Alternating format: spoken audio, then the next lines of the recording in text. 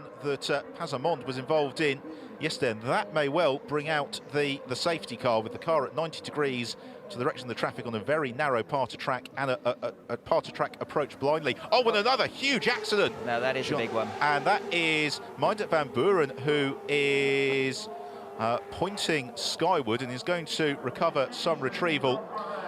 And suddenly the drama from the first corner has been replaced. We've had two big incidents, and that, yeah, the safety car boards come out. Yeah, it looks like he's. I always worry when cars have gone over others. And it's Bruno Bonifacio who he's sitting down. I think he's. I don't know. The way he's clutching himself in the nether regions, it may just be the crutch belts. When you go in, you've got these belts that actually go around the inside of your groin area. So we'll see a replay of this. Have a look. Oh my goodness me! And it was Van Buren on the back of Bonifacio, and that is a terrible accident. I know exactly why he's holding his nether regions now. That would have been exactly what I said. That would have really, really hurt. And the safety structure is doing just what they should have done, as Van Buren up completely at 90 degrees. Van Buren is very, very lucky there that didn't submarine under. The tyre barrier there did absolutely everything it's designed to do to send the cars not skyward too much, but to absorb them and send them upwards rather than dig the hole underneath those tyres. So lucky boys there, and that was all started by trying to get down the inside on the run into Saint-Devote and being squeezed towards the barrier there. But yeah, a little bit of action here as we see a replay here coming into the swimming pool section. This is Alfonso Kelis, and he gets it wrong coming in, and that looked like a rookie mistake. Either that or he had a slow rear left puncture. I'm going with the former. And Alfonso Kelis, it's a big step up for him this year to come in to Formula Renault 3.5 litre racing. The left rear looks good. He just lost it, overcorrected, and from that moment on, he's a passenger. Well, for those of you with very long memories, the incident between Bonifacio and Van Buren, not dissimilar to the one between Piquet and Patrese in the 1985 Monaco Grand Prix.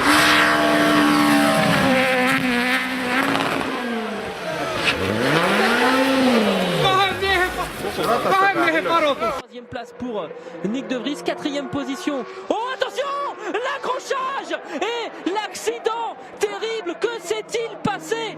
Que s'est-il passé? Pourquoi Roberto Merhi s'est quasiment arrêté au moment de franchir la ligne d'arrivée? Il faut aller prendre des nouvelles très très vite de Nicolas Latifi qui a fait un tonneau.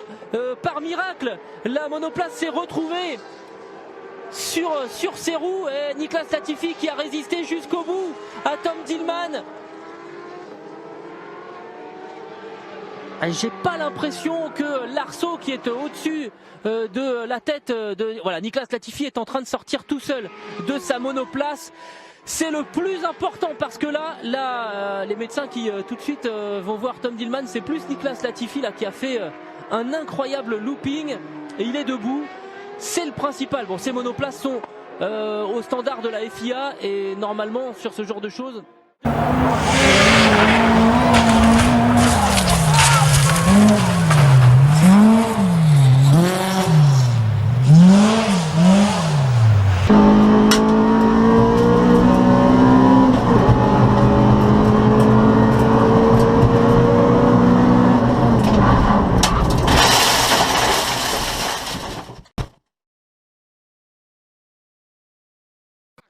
Júlio Campos o quinto, Thiago Camilo vem lento se arrastando. E agora ele vai ter que dar a volta toda da pista nesse ritmo para poder voltar. Olha aí, olha, rapaz, olha o acidente. Olha o acidente, bateram por trás ali no Thiago, quando ele via muito lento na pista. Um acidente forte, uma batida por trás na 10ª volta. Me parece. Você está vendo o carro do Thiago, foi uma pancada duríssima. Conversando, obviamente, vamos mais uma vez entender a dinâmica, olha só. O Rafa tira, ele atinge a lateral e o Fraga vem para encher o carro dele por trás, olha só. Dá para ver, olha só. É o seu Irineu, que é o pai do Felipe. É a imagem mais impressionante que eu vi de um acidente na Stock Car até agora. Eu também não consigo me lembrar, a gente já transmite, nós três aqui há tantos anos.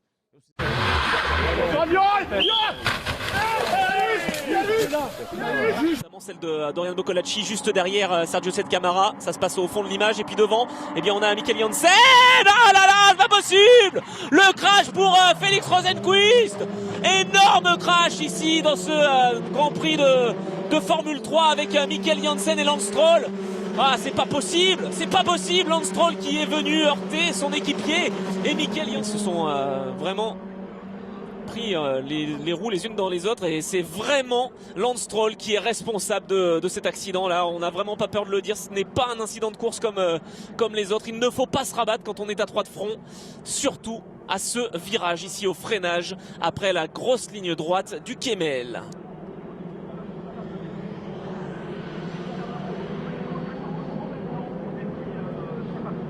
Énorme contact en tout cas avec le rail de sécurité pour Félix Rosenqvist. Ah, dans ce virage ça ne pardonne pas. On se souvient donc, on en a parlé en première course en plus avec Lewis Hamilton et Kamui Kobayashi il y a déjà quelques années en Formule 1. Lewis Hamilton qui s'était rabattu trop tôt sur son adversaire. Il avait été victime d'un gros choc contre le rail, pleine face. Il était resté un petit moment KO. Fort heureusement pour Félix Rosenqvist, ça n'a pas été le cas. Et là on s'explique entre Lance Stroll et Michael Janssen.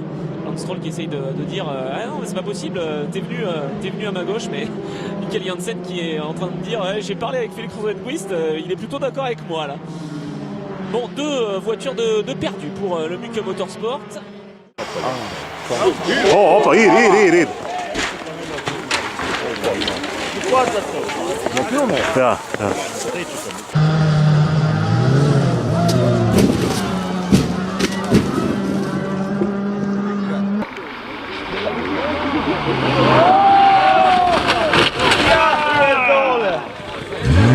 Deuxième place avec un excellent départ. Ça s'est bousculé un petit peu dans le premier virage.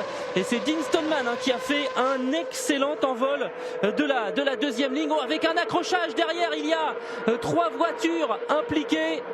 Une voiture du Team Ponce notamment. Et je pense que c'est... Alors il va falloir surveiller. Je pense que c'est Armand qui a été impliqué pour le Team Ponce. Feu rouge d'indiquer là. Alors on va revoir ce départ. Ça a été très compliqué pour les 2 pilotes Lotus. Dean Stoneman très bien parti avec Nick De Vries également qui va s'infiltrer à l'intérieur. Pas de problème pour Oliver Roland le leader. Là il va y avoir quelques déjà petites frictions mais on les voit pas bien. Et c'est ensuite alors à l'arrière du peloton. Oh oui, avec une monoplace qui part complètement. Eh ben, c'est Philo Armand qui part complètement en tête à queue sur le gazon et qui emmène avec lui, c'est dommage là, voiture de sécurité, donc intervention de la voiture de sécurité.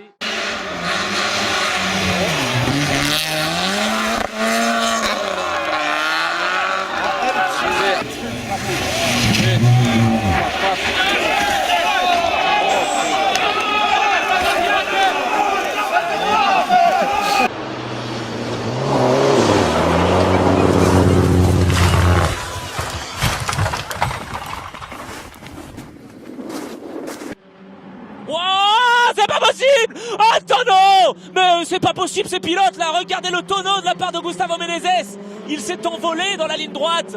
Encore un safety car, mais oh là là, c'est pas possible là, vraiment. Ça refait comme à Monza, mais c'est pas pour autant qu'il ne faut plus faire de course de Formule 3 là. Ah là là, le décollage de la part de Gustavo pilote qui est venu bloquer Gustavo Menezes dans l'herbe. Ce ne sont pas des manœuvres qui se font, messieurs. Il faut vraiment faire un briefing qui soit plus strict. Ah là là, avec donc des images qu'on n'aime pas forcément voir. Hein. Ça, on vous le dit. Est-ce qu'il va bien? Parce que là, l'arceau de sécurité a été cassé. Heureusement, Gustavo Menezes va bien. Regardez l'état de sa voiture. Il est venu décoller. Là je pense qu'il a eu des anneaux, le français qui est venu serrer, mais quand on serre trop, eh bien ça ne peut plus passer. Oh là là, ça a été très juste. S'il était passé de l'autre côté du rail, Gustavo Menezes, eh bien ça aurait pu mal se terminer. Et puis là il retombe sur le vibreur. C'est Charles Leclerc également qui s'en sort bien en voyant la voiture de Gustavo Menezes traverser la piste. Il aurait pu se faire piéger et emporter.